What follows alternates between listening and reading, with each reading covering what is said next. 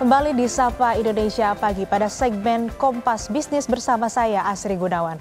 Saudara Presiden Prabowo Subianto memastikan kenaikan PPN menjadi 12% akan tetap berjalan di tahun 2025 atau di bulan Januari 2025. Hanya saja penerapannya akan selektif pada barang mewah agar tidak menekan daya beli. Kan sudah diberi penjelasan, PPN adalah undang-undang yang kita akan laksanakan tapi selektif. Hanya untuk barang mewah, untuk rakyat yang lain kita tetap lindungi. Sudah sejak akhir 23 pemerintah tidak memungut yang seharusnya dipungut untuk membantu rakyat kecil. Ya, jadi kalaupun naik itu hanya untuk barang mewah. Ya, okay. Presiden Prabowo Subianto memastikan Undang-Undang Nomor 7 Tahun 2021 tetap berlaku. Aturan ini tentang harmonisasi peraturan perpajakan dan di dalamnya mengamanatkan bahwa PPN naik menjadi 12% paling lambat 1 Januari 2025. Menjelang berlaku, amanat undang-undang ini mendapat perlawanan dan penolakan secara luas. Tidak hanya oleh ekonom, akademisi, dan pengusaha, penolakan paling kencang justru disuarakan oleh masyarakat. Mereka mengeluh bahwa ekonomi domestik rumah tangga sedang tidak baik-baik saja, terpukul penghasilan yang stagnan saat harga kebutuhan semakin naik. Pajak adalah sumber utama pembiayaan negara. Pajak juga menjadi indikator kesehatan berangkas negara. Tetapi kenapa PPN yang harus diotak-atik? Kenapa nggak langsung pajak barang mewah saja atau PPNBM saja yang naik? Sebelum ke sana, kita ke target penerimaan pajak tahun depan dulu di data berikutnya, saudara. Tahun depan, pemerintah dalam APBN menargetkan penerimaan pajak sebesar Rp2.433 triliun, naik dari target tahun ini sebesar Rp2.234,9 triliun. Penerimaan pajak akan dipakai untuk banyak tujuan, terutama membiayai program prioritas Presiden Prabowo Subianto dan Wakil Presiden Gibran Rakabuming Raka. Yang sedang dikawal publik adalah makan bergizi gratis dengan kebutuhan anggaran Rp71 triliun, pemeriksaan kesehatan gratis Rp3,2 triliun, pembangunan rumah sakit daerah Rp1,8 triliun, dan renovasi sekolah Rp20 triliun. Jangan lupa saudara, Indonesia juga punya utang jatuh tempo tahun depan sekitar Rp800 triliun yang harus dibayar. Banyak sekali kebutuhan anggaran untuk membiayai rencana pemerintah. Inilah yang menjadi dasar kenaikan PPN menjadi 12%, meski banyak yang bilang kontribusinya ke penerimaan negara tidak signifikan ketimbang dampak yang harus ditanggung masyarakat luas. Toh saat ini pemerintah tetap ingin PPN 12% tetap berlanjut, tetapi hanya untuk barang-barang selektif dan bersifat mewah. Berapa potensi penerimaan negara atas PPN 12% ini? Kita ke data selanjutnya. Kami pakai data Center for Indonesia Taxation Analysis atau CITA yang ada di Kompas ID. Total penerimaan jika PPN naik menjadi 12% hanya untuk barang mewah adalah Rp1,7 triliun. Selama ini penerimaan negara dari pajak penjualan barang mewah memang belum terlalu signifikan. Berapa totalnya? Kita ke data berikutnya. Total penerimaan pajak penjualan barang mewah atau PPNBM tahun 2023 atau tahun lalu ini adalah Rp24,9 triliun. Penerimaan paling besar disumbang oleh penjualan kendaraan. Perlu dicatat saudara, tarif PPNBM saat ini adalah minimal 10% dan paling tinggi 200%. Bagaimana penerimaan PPN dan PPNBM 5 tahun terakhir? Kita lihat lagi data berikutnya. Sebelum melihat angkanya saudara, kami sedikit paparkan perbedaan PPN dan PPNBM. PPN dikenakan di setiap mata rantai jalur produksi maupun jalur distribusi, mulai dari tingkat pabrikan, tingkat pedagang besar, hingga tingkat pedagang pengecer. Sedangkan PPNBM hanya dikenakan satu kali, yaitu saat impor atau saat penyerahan barang kena pajak di dalam negeri oleh pabrikan yang menghasilkannya.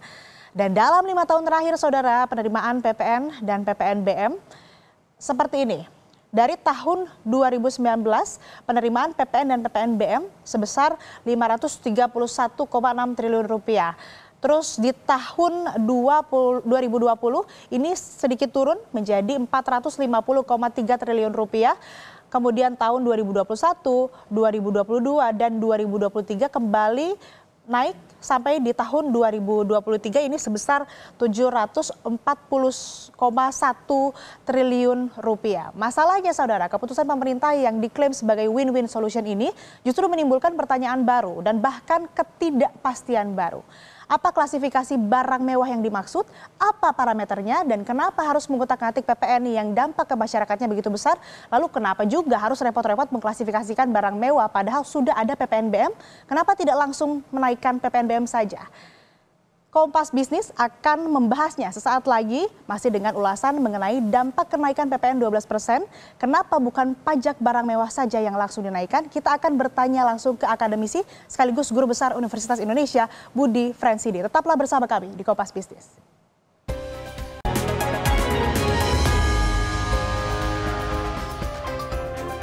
Masih di Kompas Bisnis, saudara, pemerintah memastikan kenaikan PPN 12% mulai Januari 2025 hanya berlaku pada barang mewah.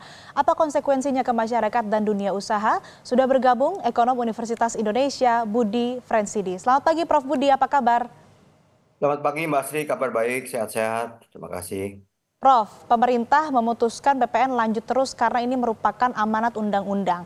Win-win solutionnya adalah diberlakukan hanya selektif pada barang mewah. Tapi bukankah ini justru menciptakan ketidakpastian baru? Misal tentang bagaimana klasifikasinya, lalu sampai kapan penerimaan atau penerapan PPN 12% selektif ini berlaku. Bagaimana Prof? Iya, saya pikir kalau selektif yang diterapkan, target yang awalnya dicanangkan sekitar 70 triliun akan sulit tercapai. Dan juga ya khawatir nanti akan ada penyesuaian ataupun ada perubahan lagi dari pemerintah ya. Jadi kita memang menyayangkan ketidakjelasan, apalagi klasifikasi barang mewah dan juga yang terkena semua masyarakat nih, walaupun ya dikatakan barang mewah, tapi sebenarnya kita sudah punya pajak penjualan barang mewah yang semakin membingungkan lah ya penerapan rencana penerapan ini. Memang disayangkan begitu ya kalau Anda katakan Prof, dan sebetulnya lebih banyak dampak ke masyarakatnya kalau dibandingkan dengan penerimaan negaranya. Tapi ini kenapa nggak langsung saja menaikkan pajak barang mewah atau PPNBM? Karena kan tarifnya saat ini paling rendah masih di bawah PPN, yaitu 10%. Terlebih klasifikasi barang mewahnya juga kan sudah jelas. Iya, masalahnya dengan barang mewah sebenarnya lebih fleksibel, benar ya Mbak Sri. Sekitar barang mewah, pajak penjualan atas barang mewah itu 10 sampai 200%. Dan sebenarnya kalau dikatakan 10% ya mungkin hanya beberapa produk, tapi utamanya kan pajak penjualan barang mewah yang saya pahami adalah untuk kendaraan bermotor, dan itu sudah sekitar berapa ya, 15%. Dan kita tahu targetnya juga yang 2023 itu hanya 24,9 triliun yang dicapai dari pajak penjualan atas barang mewah. Dan harus juga dipahami ini berhubungan dengan industri kendaraan bermotor yang dikhawatirkan kalau disebut ya kendaraan ataupun pajak kendaraan bermotor disebut-sebut, ini akan semakin menurunkan omset penjualan dari kendaraan bermotor kita. Jadi memang ada pilihan sulit ya. Jadi sebetulnya mau menaikkan PPN ataupun PPNBM juga dampaknya lebih besar negatifnya begitu terhadap daya beli. Iya, ada efek negatif dari industri kendaraan bermotor, dan kita juga harus pahami bahwa industri kendaraan bermotor ini kan mempunyai multiplier effect yang besar juga seperti properti misalnya. Sehingga memang ya sampai saat ini kan apa klasifikasi yang disebut dengan barang mewah kan belum disebutkan, karena khawatir nanti membawa efek negatif pada industri-industri yang disebutkan itu. Walaupun sebelumnya ya kalau kita ekonom tahu ya mana yang atau sudah berapa persen pajak-pajak yang barang mewah katakan kendaraan bermotor, dan sudah berapa yang bisa didapat pemerintah dari pajak ini. Intinya kan memang dari PPNBM itu yang paling besar menyumbang adalah di sektor kendaraan begitu ya, dan ini dikhawatirkan menimbulkan dampak negatif. Lalu selanjutnya Prof, apa konsekuensi kenaikan PPN 12% yang bersifat multi-stage tax atau berjenjang bagi dunia usaha? Tentu akan memberatkan masyarakat, terutama dalam hal inflasi ya. Karena kalau semua dikenakan, nanti sudah pasti harga produk akhir yang harus dibayarkan oleh konsumen juga akan naik. Katakan ya karena produksinya dari bahan-bahan produksi inputnya itu naik 1%, tidak tertutup kemungkinan untuk cost of production ini akan naik 5%. Dan pada akhirnya ya konsumen juga akan menanggung dalam bentuk inflasi, karena inflasi kan ini semua ditanggung masyarakat semua. Dan yang khawatir kan yang menengah nih semakin terjepit ya. Jumlahnya semakin turun dan semakin terbiasa dengan yang namanya makan tabungan dan lainnya. Prof, tadi juga kan disebutkan bahwa kenaikan PPNBM bisa menimbulkan dampak negatif utamanya bagi sektor-sektor yang menjadi penyumbang terbanyak terhadap penerimaan negara begitu ya. Lalu bisa dijelaskan Prof, apa perbedaan konsekuensi otak-atik PPN dan konsekuensi otak-atik PPNBM? Ya, kalau kita dengarkan penjelasan pemerintah sebenarnya sudah benar yang dijelaskan bahwa jangan sampai terkena masyarakat banyak ya PPNBM relatif hanya dialami oleh pengguna konsumen dari penjualan barang-barang mewah yang dimaksud. Cuma masalahnya adalah ya sampai saat ini kan definisi atau kelompok itu belum disebutkan dan pemerintah sebenarnya juga bisa mengotak-ngatik apa yang masuk dalam kelompok barang mewah. Tapi kalau PPN sudah jelas ini adalah pajak langsung dari pemerintah pusat, artinya diterima di APBN dan dikenakan ke semua masyarakat sehingga intinya untuk barang yang dibeli, barang yang sama yang dibeli oleh buruh, nelayan, petani dengan katakan pengusaha besar ataupun dengan mereka yang berpenghasilan tinggi itu sama besar yang dibayarkan. Oke, beda cakupan dampaknya begitu ya. Kalau PPN ini menyangkut masyarakat luas, tapi kalau PPNBM ini hanya segelintir kelompok saja atau bisa disebut dari kelas menengah ke atas begitu. Lalu Iya. perbedaan penerimaan negara dari dua opsi ini, dari PPNBM dan juga PPN, apa perbedaan penerimaan negaranya? Mungkin PPN yang lebih besar begitu, menyumbangkan Ya, penerimaan kalau negara. kalau PPN yang 12% ini tidak diterapkan secara selektif seperti rencana awal, itu kan ditargetkan bertambah dari tahun ini sekitar 740 triliun PPN itu menjadi ya sekitar 70 triliun karena kita pernah menaikkan 10 menjadi 11 itu tambahannya 50 triliun katakan sekarang menjadi 70 triliun tapi kalau selektif kan nanti akan menjadi single digit yang mungkin kurang dari 10 artinya 2 triliun atau tadi sudah disebutkan 1,7 triliun. Nah, kalau PPNBM kalau tidak salah kalau saya dapatkan informasinya PPNBM sendiri itu tahun 2023 hanya 24,9 triliun. Jadi memang tidak sebesar yang bisa diterima pemerintah kalau yang Kenaikan PPN. disasar PPN. Oke, selanjutnya kan Prof, barang kena PPN akan dibagi jadi dua, barang kena kenaikan PPN dan juga yang tidak kena kenaikan PPN. Sebenarnya bagaimana sih Prof praktek lazim pungutan PPN ini di banyak negara dan bagaimana trennya? Ya, ini dia yang kita bingung ya. Kenapa? Karena yang namanya tarif PPN selama ini ya paling tidak tren dunia adalah single rate ya. Hmm. Single rate ya katakan kalau kita bicara negara-negara yang ada itu kan 175 negara sudah menerapkan pajak pertambahan nilai atau value added.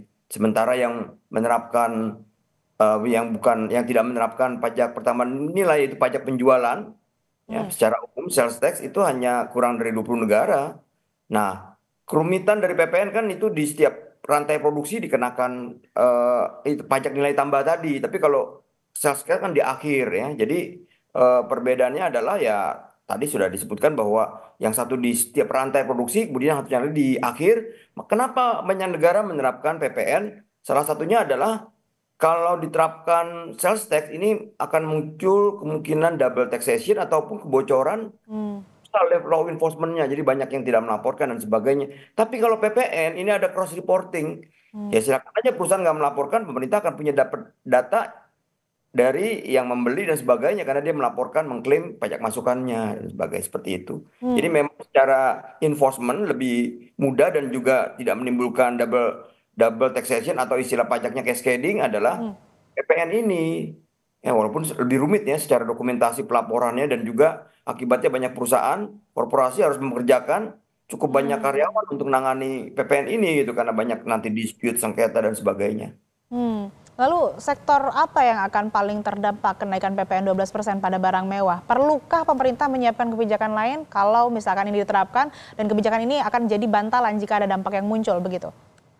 Iya, pemerintah kan sebenarnya sudah berusaha eh, memperkenalkan juga ataupun meluncurkan kembali bansos, tapi kan ini hanya kelompok bawah dan juga sifatnya sementara. Sehingga saya pikir dampak dari kenaikan PPN 12% yang diberlakukan terbatas ataupun apalagi keseluruhan, ini akan lebih mengena ke masyarakat sehingga mestinya insentif yang diberikan tidak hanya kepada kelompok bawah dan juga tidak bersifat temporer. Contohnya, mungkin menaikkan PTKP, menaikkan pajak tidak kena penghasilan, tapi kan nanti ya akan menurunkan besar PPh ya. Tapi ini yang lebih fair untuk mengangkat jumlah kelas menengah supaya tidak turun gitu, ataupun malah bisa bertambah. Oke, tadi kita bahas soal bagaimana perspektif dari dunia usaha, dari masyarakat. Kita sekarang bicara soal investor. Bagaimana dengan tingkat kepercayaan investor, Prof? Apakah kebijakan ini akan berpengaruh ke tingkat kepercayaan investor? Karena kan kita tahu sekarang negara-negara di Asia Tenggara sedang berlomba-lomba begitu untuk menarik perhatian investor.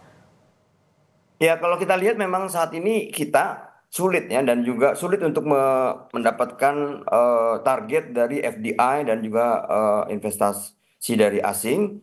Tapi ya artinya kita kalah bersaing dengan negara-negara tetangga kita ya di dalam menarik FDI terutama.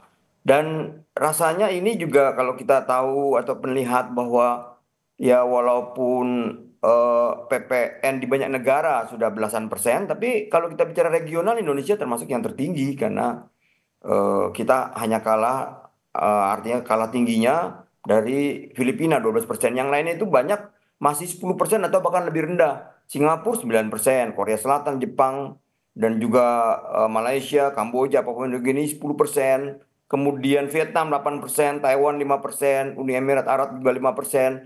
Bahkan Thailand baru saja di awal Oktober menurunkan PPN-nya dari 10% menjadi 7% untuk menggairahkan ekonomi. Oh ya, Timor Leste 2,5% PPN-nya. Oke. Jadi memang ya kalau kita melihat investor, di mata investor saya pikir akan ada kemunduran dan juga sedikit ya pengurangan daya tarik. Walaupun yang sebenarnya ini bisa diatasi dengan kepastian hukum, tingkat korupsi yang turun, kepastian hukum yang naik dan tingkat korupsi yang turun. Tapi kalau hanya ceteris paribus ya ini akan kurang menarik ataupun ada disinsentif lah buat para investor.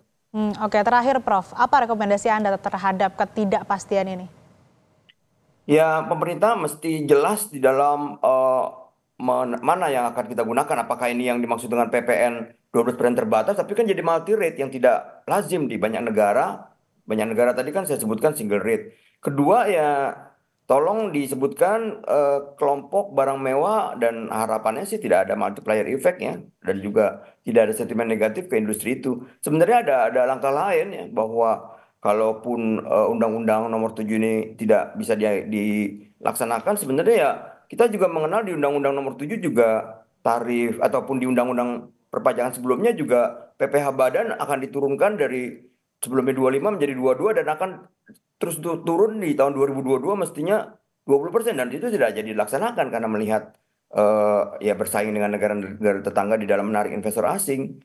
Sehingga saya pikir kalau kita tidak race to the bottom dengan negara-negara asing di dalam memperebutkan investasi asing, maka PPh badan yang 22% di 2020 itu bisa dibalikan lagi menjadi 25%, dan ini mungkin sama besarnya dengan atau bisa lebih besar dari efek yang akan diterima dari menaikkan PPN. Itu saja menurut saya, Mbak Asri. Ya, jadi kenaikan PPN ini perlu dikaji dan diputuskan sebijak mungkin. Kalau memang tujuannya untuk penerimaan negara, tapi dampaknya lebih besar atau dampak negatifnya lebih besar ke masyarakat, ya perlu diperhatikan juga. Tidak hanya PPN, tapi PPNBM juga begitu. Apalagi kalau kita lihat trennya dan juga penerimaannya tidak begitu besar kepada sumbangsi negara, dan perlu memperhatikan juga bagaimana kemudian minat dan perhatian dari investor, karena ini juga berdampak terhadap pertumbuhan ekonomi kita. Terima kasih Prof. Budi Fransidi, Ekonom Universitas Indonesia, telah bergabung bersama kami di Kompas Bisnis. Sehat selalu, Prof. Ya, sehat selalu. Terima kasih.